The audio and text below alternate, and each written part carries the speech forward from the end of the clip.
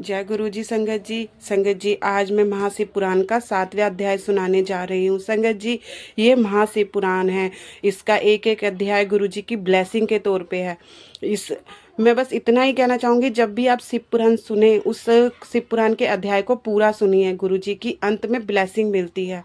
इस अध्याय को पूरा आप एक बार सुन के देखिए। अंत में ज़रूर आपको कोई ना कोई ऐसी ऐसी ब्लेसिंग मिलेगी जो आपके घर परिवार के लिए सुखदायक होगी। जय गुरु जी। जय गुरु जी। जय गुरु जी। संगत जी, जय गुरु जी। संगत जी, अब मैं आज आपको 17वां अध्याय सुनाने जा रही हूँ और गुरु जी के स्वरूप के दर्शन भी करा रही हूँ। और मैं अध्याय का शुभारंभ करती हूँ मंत्र जाप से। ओम नमः शिवाय। शिव जी सदा सहाय। ओम नमः शिवाय। गुरु जी सदा सहाय। जय गुरु जी। यत दूत कुमार को भगवान शिव की कृपा से कुबेर पद की प्राप्ति तथा उनकी भगवान शिव के साथ मैत्री। सूत्र जी कहते हैं, मुनीश्वरों, ब्रह्मा जी के यह बात सुनकर नारद जी ने विनय पूर्वक उन्हें प्रणाम किया और पुण्य पूछा। भगवान भक्त वत्सल भगवान शंकर के कैलाश पर्वत कब गए और महात्मा कुबेर के साथ उनकी मैत्री कब हुई? परिपूर्ण मंगल विग्रह महादेव जी ने वहाँ क्या किया, यह सब मुझे बताइए। इसे सुनने के लिए मेरे मन का बड़ा कौतूहल है। नारद जी ने कहा, नारद सुनो, चंद्रमौली भगवान शंकर के चरित्र का वर्णन करता हूँ। वह कैसे कैलाश पर्वत पर गए और कुबेर की उनके साथ किस प्रकार मैत्री हुई, यह सब सुनाता हूँ। काम्यक प्ले नगर में यज्ञदत्त नाम से प्रसिद्ध एक ब्राह्मण रहते थे, जो बड़े सदाचारी थे। उनका एक पुत्र हुआ जिसका नाम गुणनिधि था। वह बड़ा ही दुआचारी और जुआरी हो गया। पिता ने अपने उस पुत्र को त्याग दिया। वह घर से निकल गया और कई दिनों तक भूखा भटकता रहा। एक दिन वह निवज्ञ चुराने के इच्छा से शिव मंदिर में गया। वहां उसने अपने वस्त्र को जलाकर उजाला किया, यह मानो उसके द्वारा भगवान शिव के लिए दीप दान किया गया। तत्पश्चात वह चोरी में पकड़ा गया और उसने प्राणदंड मिला। अपने कुकर्मों के कारण वह यमदूतों द्वारा बांधा गया। इतने में ही भगवान शंकर के पार्षद वहां आ पहुंचे और उन्होंने उसे उनके बंधन से छुड़ा दिया। शिवगणों के संग से उसका हृदय शुद्ध हो गया था। अतः उन्हीं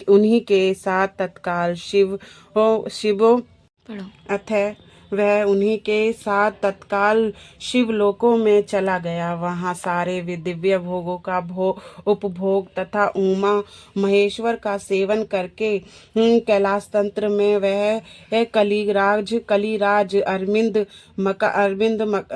का पुत्र हुआ। वहां उसका नाम था दम। वह निरंतर भगवान शिव की सेवा में लगा रहता था। बालक होने पर भी वह दूसरे बालकों के साथ शिव का भजन किया करता था।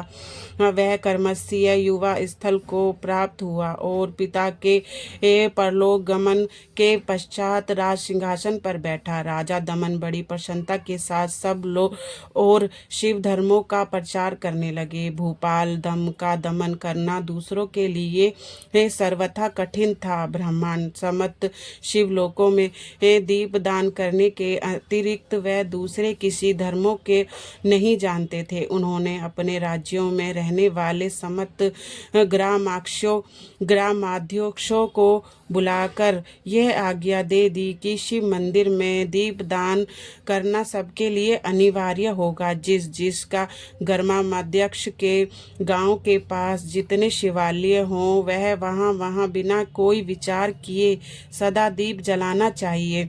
ये आजीवन इसी धर्म का पालन करने के कारण राजा दमन ने बहुत सी धर्म संपत्ति का संचय कर लिया। फिर वह काल धर्म के अधीन हो गए।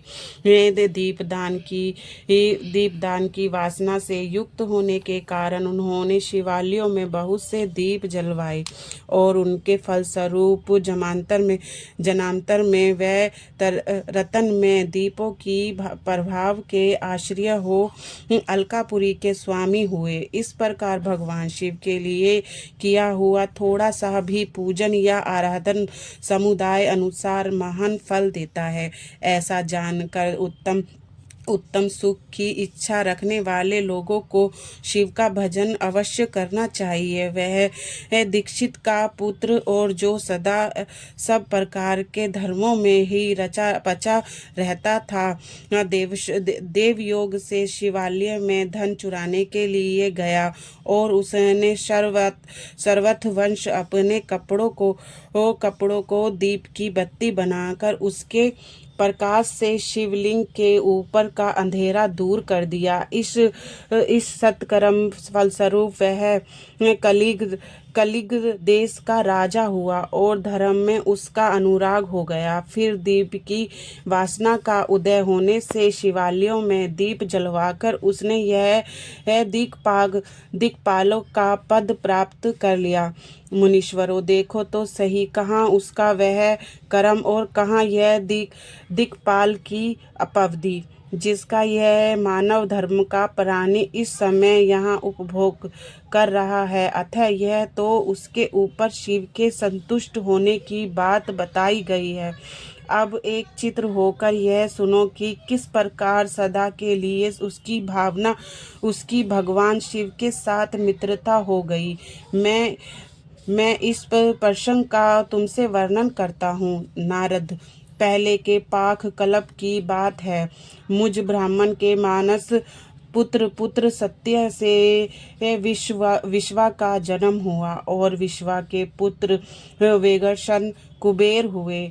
उन्होंने पुत्र काल में अत्यंत उग्र तपस्या के द्वारा नेत्रधारी महादेव जी की आराधना करके ये शिव विश्वकर्मा की बनाई हुई इस अलकापुरी का उपभोग किया। जब वह कल्प व्यतीत हो गया और मेघवाहन कल्प आरंभ हुआ, उस समय वह यज्ञदत्त का पुत्र जो प्रकाश का दान करने वाला था कुबेर उसमें अत्यंत दुष्य तपस्या करने लगा।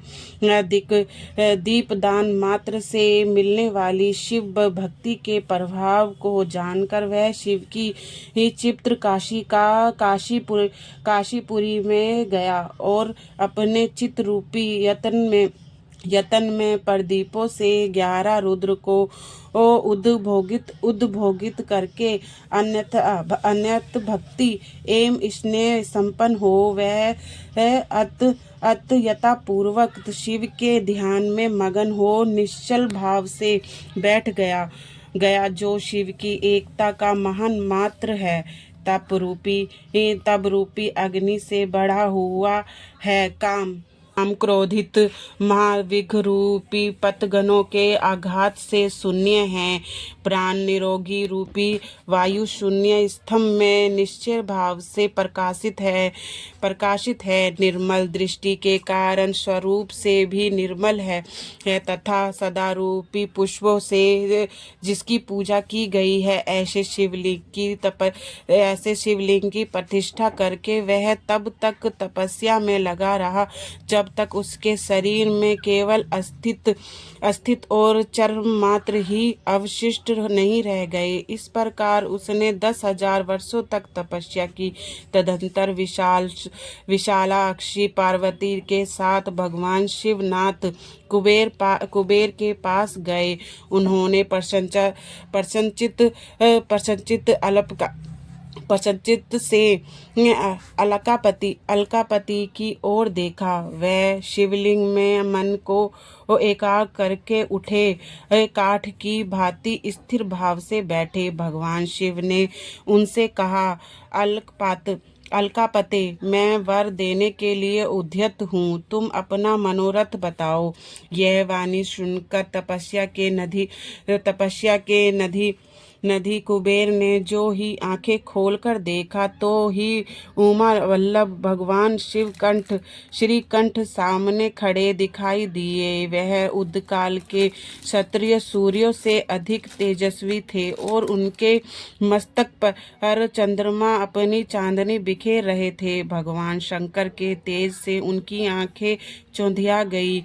उसका तेज परिहित हो गया और वह नेत्र बंद करके मनोरथ से भी परे विराजमान देवर्षि शिव से बोले, नाथ, मेरे नेत्रों को वह दृष्टि शक्ति दीजिए जिससे आपका चरना विरोध का दर्शन कर सकूं।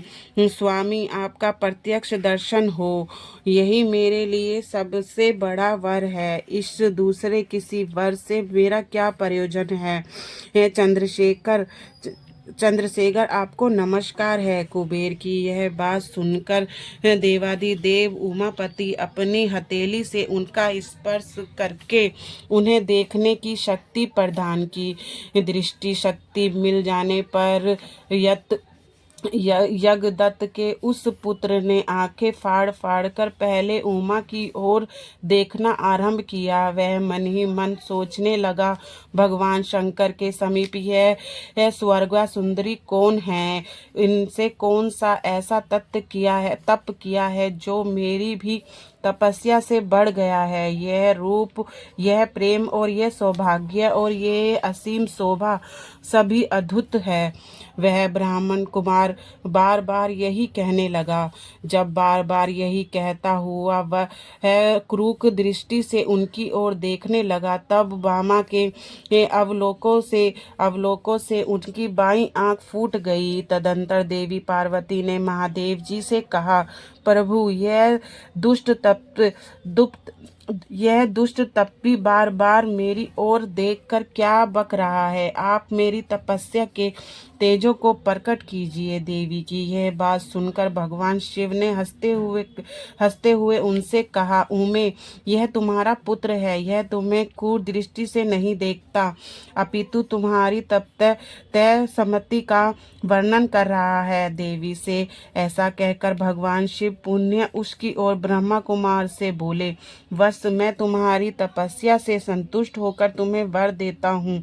तुम निधियों के स्वामी और ग्राहकों के राजा हो जाओ। सुरवत्र, यक्षों, किन्नरों और राजाओं के भी राजा होकर पुण्य जनों के पालक और सबके लिए धन के दाता बनो। मेरे साथ तुम्हारी सदा मैत्री बनी रहेगी और मैं नित्य तुम्हारे निकट निवास करूंगा। मित्र, तुम्हारी प्रीति बढ़ाने के लिए मैं अलका के पास ही रहूंगा। आओ इन उमा देवी के चरणों में साक्षात प्रणाम करो, क्योंकि यह तुम्हारी माता है। महाभक्त यज्ञदत्त कुमार, तुम अत्यंत प्रसन्न, कहते हैं नारद। इस प्रकार वर देकर भगवान शिव ने पार्वती देवी से फिर कहा, देवेश्वरी, इस पर कृपा करो। तपस्विनी, यह तुम्हारा पुत्र है। भगवान शंकर का यह कथन सुनकर जगदम्बा पार्वती ने प्रसन्नचित्त होकर यज्ञदत्त कुमार से कहा, वत्स, भगवान शिव में तुम्हारी सदा निर्मल भक्ति बनी रहे। तुम्हारी बाईं आंख तो फूट गई है, इसलिए एक ही पिघल नेत्र से युक्त रहो। महादेव जी ने जो वर दिया है वह सब उसी रूप में तुम्हें शुभ लाभ हो। बेटा, मेरे रूप के प्रति ईर्ष्या करने के कारण तुम कुबेर नाम से प्रसिद्ध होगे।